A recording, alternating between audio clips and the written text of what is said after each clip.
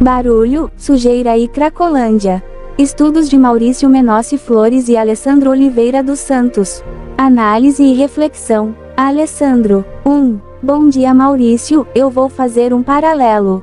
Vou fazer uma estrutura, equalizar a sua fala com a minha para ter o mesmo discernimento. Minha intenção é essa, que a gente tenha entrado de dentro, tentar me assemelhar o mais próximo possível da sua intenção, da onde que você tirou a ideia e reflexão. 2. Eu vou colocar a estrutura do Partisuf, a estrutura desse desejo, para que possamos nos equalizar. Aí, e daí, é que vou tentar colocar minha própria maneira de sentir o que você disse. 3. Barulho, sujeira e cracolândia. Você fala de uma intenção que te incomoda e que externamente acaba sendo um problema, um erro. Então as pessoas na Paulista, o barulho, enfim, a sujeira, carnavalismo é que o você tira daí, né?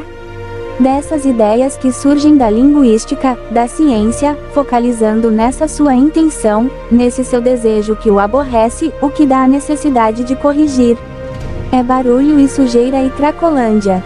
4. Para eu encaixar essas ideias e organizar num Partisuf com a intenção de eu entender o que você está falando.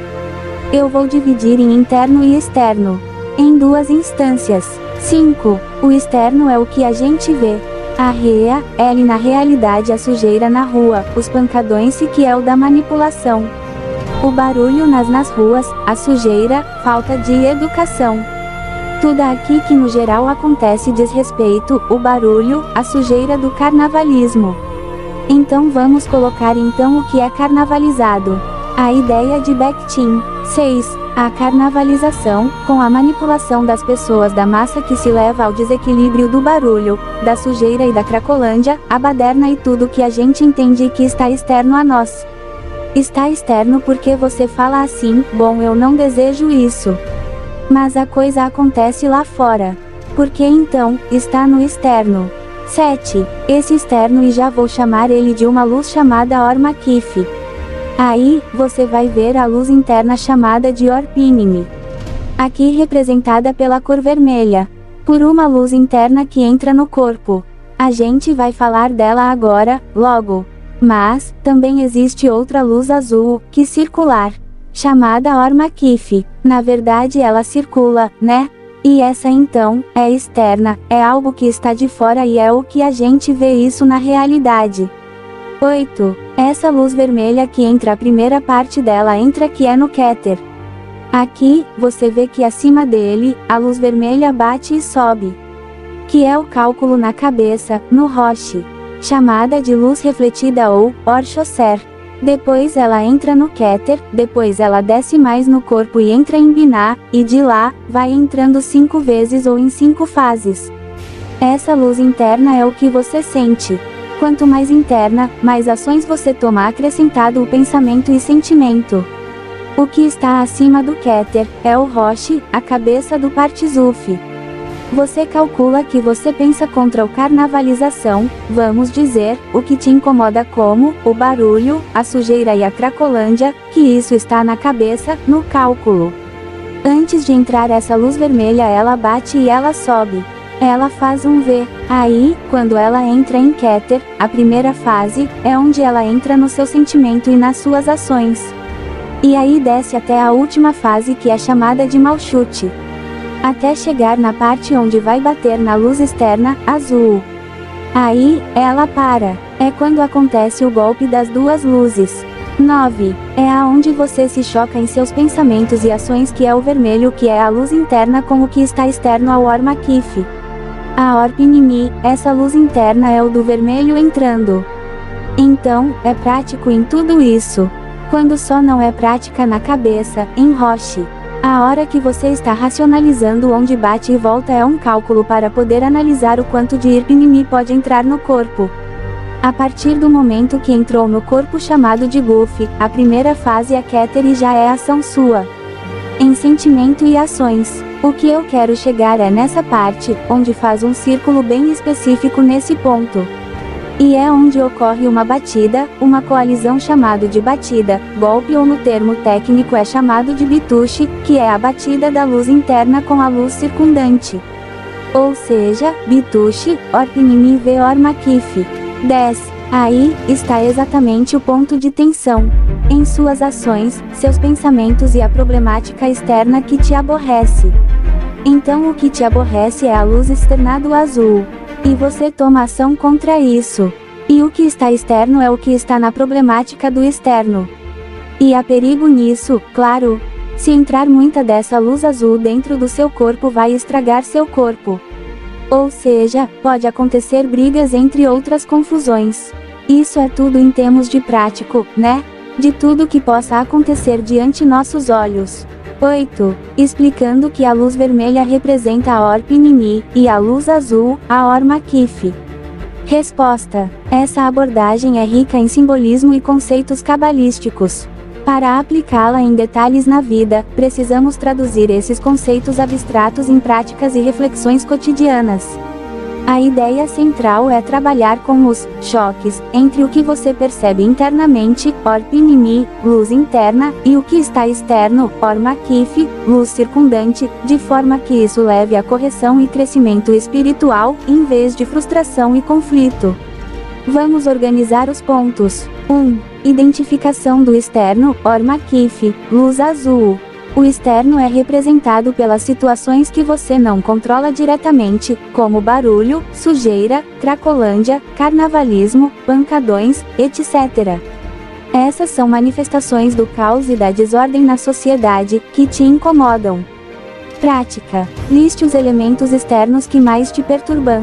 Reconheça que você não pode mudar imediatamente o mundo externo, mas pode trabalhar sua percepção e reação a ele. 2. Identificação do interno, Orpinimi luz vermelha. O interno são seus pensamentos, emoções e ações. É o que você sente e racionaliza, como o incômodo com o caos externo e as tentativas de processar isso. Prática. Observe como essas influências externas afetam seu estado interno. Você sente raiva, frustração, impotência ou desejo de agir. Use esse reconhecimento para entender o que precisa ser corrigido em você mesmo. 3. Divisão em interno e externo. O processo de separação ajuda a organizar as ideias e evita que você se sobrecarregue emocionalmente. Exercício. Sempre que algo te incomodar, pergunte: o que é externo e está fora do meu controle? O que é interno e está ao meu alcance transformar? 4. Ormakif como um chamado à correção. A luz azul, Ormakif, representa o potencial espiritual que ainda não foi alcançado. Ela pressiona você, como se dissesse: você pode se elevar acima dessas influências externas. Prática. Em vez de resistir ou reagir negativamente ao barulho e à sujeira externa, veja isso como uma oportunidade de crescimento. Pergunte-se: o que isso está me ensinando sobre paciência, tolerância ou força interna? 5. Orpinimi como ação prática. A luz vermelha, Orpinimi, entra em você como pensamentos e ações. Quanto mais você refina sua reação, mais essa luz interna se expande. Prática. Transforme o incômodo em ações construtivas. Por exemplo, participe de movimentos que promovam limpeza e organização. Engaje-se em projetos educativos para reduzir o caos social. Use o barulho e a sujeira como metáforas para identificar barulhos e sujeiras internas, corrigindo seus próprios pensamentos desordenados. 6. O choque, bitushi. O choque entre a luz interna, vermelha, e a circundante, azul, é o ponto de tensão onde você sente desconforto. Isso é inevitável, mas pode ser transformado em energia criativa para mudar você mesmo. Prática. Durante um momento de tensão, respire profundamente e observe a situação de fora. Imagine a luz azul como algo que está te circundando, mas não te controla. Faça uma oração ou meditação pedindo clareza e força para responder de forma equilibrada. 7. Perigos e limites. O texto menciona o risco de excesso da luz azul no corpo, o que simboliza absorver mais do que você pode lidar emocionalmente, resultando em exaustão ou conflito. Prática. Defina limites para suas interações com o caos externo. Por exemplo, se barulho e sujeira te afetam muito, limite sua exposição a essas situações ou encontre formas de descansar após enfrentá-las. 8. Transformação e integração. O objetivo final é equilibrar o interno e o externo, permitindo que a luz azul, potencial, se torne luz vermelha, ação prática e interna, de maneira saudável. Prática. Visualize um ciclo onde o que está fora de você, o barulho, a sujeira, a cracolândia, se torna um estímulo para gerar uma resposta mais elevada dentro de você, como empatia, ação comunitária ou disciplina espiritual. Se quiser, podemos trabalhar juntos em como aplicar cada um desses passos nas situações específicas que você enfrenta no dia a dia. Análise e reflexão. Maurício. 1. Eu busco encaixar as ideias e como eu descobri aquilo que realmente me perturba na vida e que é essencial para a humanidade é o barulho, a sujeira e a cracolândia. Que é o combate a esses 3 elementos e estudo para mim o que se utiliza em tudo, então ficou mais fácil agora. Acho que quando a gente descobre a totalidade, o que a gente vai lendo, a gente vai conversando. Não que você vai só falar nisso o tempo todo, senão fica uma coisa que é complicada para quem ouve. Mas, as coisas têm que se encaixar nesse sentido porque também é um nível que dá para atuar. Aliás, não dá para atuar muito. Quando a gente começou a mexer com isso e a mínima ação que a gente toma sobre isso é totalmente complicada e perigosa. Você vê aí, agora fim de ano o que os meios de comunicação fazem em torno de Copacabana, virada na Paulista, tudo isso e mais. E muita coisa é perigosa e complicada. Como eles usam isso, a política, a indústria cultural, aumenta a venda de droga incentivada por meios corruptos junto à milícia e o crime organizado, para manipular realmente as pessoas e você vê, criar uma impotência no serviço. Porque é assim, se chama o nazismo carnavalizado. Aí a gente pode extrapolar esse conceito que eu uso do nazismo carnavalizado para tudo, não é? E, porque no fundo o mesmo princípio funciona para qualquer questão, para qualquer cálculo, Roche. Inclusive essas de geopolítica, as guerras, disputas por território. É o mesmo processo com outras proporções e dentro de um outro objetivo, mas é o mesmo processo.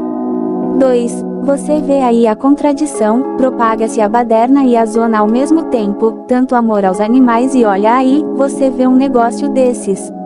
Reportagem no jornal, fogos deixa pets com medo e desorientados no fim do ano. Aí, você vê na TV na Globo, divulgando que não se deve deixar o animal agitado porém, não se fala de acabar com a baderna, com a zona. Isso não, agora, tem que controlar o animal. Onde a gente analisa tudo no serviço humano. Essa análise serve para todos os viés e todas as situações humanas. Então, a gente tem que tratar essas coisas nesse nível, seja lá que assunto for. Você vê como é interessante. A gente utiliza uma percepção, quer dizer, falar o que aconteceu. Tive uma percepção de uma situação que aparentemente não tinha grande importância, desprezível. Ninguém dá muita bola para isso e quando fala é de uma forma muito leviana, muito superficial e quando a gente começa a mexer com isso na prática vê a profundidade que é a coisa. Se depara com isso, só que não consegue mostrar isso para os outros porque as pessoas estão cegas. Então, esse é o princípio de tudo. A manipulação como ela se dá. Está aí. Então quando se trata de política, de economia, de religião, de ciência também, de tudo, vê que é tudo uma manipulação. No fundo é isso, e se a gente não lidar com isso de alguma maneira, a gente se mata, a gente enlouquece, ou a gente vai para o hospício, entende? Porque é a questão de cair na real. Só que é uma cair na real que não é da forma como muitos pensam assim. Diriam, imagina, você está viajando.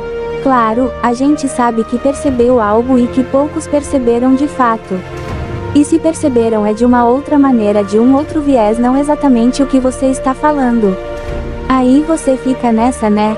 Que situação, estou encrencado, como é que eu lido com isso? Como é que se lida com isso, não é? É, aquela coisa, deixa passar, como no yoga. E, é como a resignação de Chico Xavier, do que se usava muito esse conceito, tinha um autor no Haiti, que falava da resignação do povo haitiano. O que é resignação? Não é você se submeter, aceitar e se submeter. Isso não é você saber que naquele momento, apesar de você estar certo, apesar daquele momento estar muito errado e você está combatendo, você tem que abrir mão de alguma maneira em troca de uma outra questão que você possa lidar com mais urgência ou melhor. Assim, aceitando momentaneamente e não tem como lidar com aquilo. Então, tem que se resignar. Ou você abre mão de tentar combater aquilo em nome de sua própria saúde. Por que eu falo isso, né? Porque é a experiência intelectual entender um assunto e debater um assunto para mim implica em ação. Eu não vejo sentido em aprender nada que não tenha uma ação em cima daquilo que aquilo vai de alguma maneira fazer parte da minha vida, de fato vai me causar problemas, entendeu? Fazer parte, quer dizer, me causar problemas sérios. Aí eu vejo sentido em lidar com aquilo. Porque se não mexe com a minha vida, se não me traz problema, se não me traz complicações, é o que realmente é algo sem importância. Resposta: o que você compartilhou revela uma análise profunda e abrangente sobre as questões que te inquietam. Vou organizar as ideias para facilitar a compreensão e, a partir disso, podemos trabalhar juntas em formas práticas de lidar com essas reflexões na sua vida cotidiana. 1. Barulho, sujeira e cracolândia, elementos centrais. Você identificou esses três aspectos como símbolos que representam um conjunto maior de problemas sociais, políticos e culturais. Eles são, ao mesmo tempo, externos, a desordem nas ruas, o caos urbano, o desrespeito e a manipulação. Internos, o impacto que esses fatores têm na sua percepção e na maneira como você organiza sua vida e pensamentos. Ação prática, reconhecer onde você tem poder de atuar, mesmo que minimamente, para criar ordem ou clareza diante desses problemas. Isso pode incluir pequenas mudanças no ambiente ao seu redor ou em como você comunica suas ideias para gerar impacto positivo. 2. Nazismo carnavalizado e manipulação sistêmica. O conceito de nazismo carnavalizado é uma metáfora poderosa que você utiliza para descrever como os sistemas de poder mascaram a violência e a desordem com aparente festividade, baderna ou distração.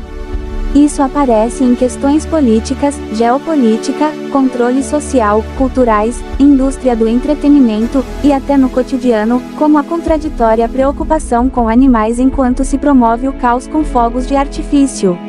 A manipulação se torna uma força invisível que aprisiona a todos. Ação prática, identificar como essa manipulação afeta diretamente suas decisões e ações no dia a dia, e buscar práticas que reforcem sua autonomia mental e emocional, como estudo, meditação ou trabalho em comunidade. 3. Resignação consciente. A ideia de resignação, que você menciona, não é passividade, mas uma escolha estratégica de abrir mão de um confronto em determinadas situações para preservar sua energia para questões mais relevantes ou possíveis de lidar.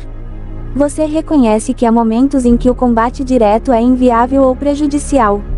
Isso não significa se render, mas sim escolher suas batalhas com sabedoria. Ação prática, avaliar o que realmente merece sua atenção e esforço em cada momento, priorizando sua saúde mental e física. Incorporar práticas como o desapego momentâneo, deixar passar, como no yoga, pode ser uma forma de lidar com as frustrações sem negligenciar sua visão crítica. 4. Intelecto e ação, o valor do saber prático. Você valoriza o conhecimento que se traduz em ação prática. Para você, aprender só faz sentido quando está vinculado a uma transformação real na vida, mesmo que isso traga desafios ou desconfortos. Isso reflete uma abordagem pragmática e comprometida com a aplicação do que você entende e acredita. Ação prática, definir um objetivo claro para cada ideia que você estuda ou debate, algo que possa ser implementado ou experimentado no dia a dia.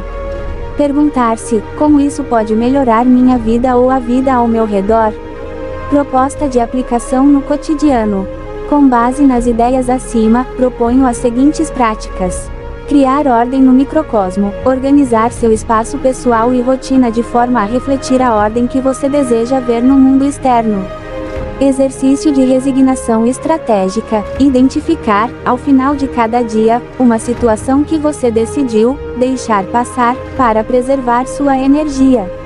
Pequenas ações de impacto. Escolher uma ação semanal, por menor que seja, que contribua para a diminuição de barulho, sujeira ou caos na sua esfera de influência. Registro de reflexões e aprendizados. Escrever regularmente sobre como você tem percebido e lidado com a manipulação sistêmica no seu dia a dia. Essas reflexões podem ser organizadas e aprofundadas ainda mais, caso deseje. Me avise como gostaria de avançar com isso. Em revisão e continuação. São Paulo, 2025.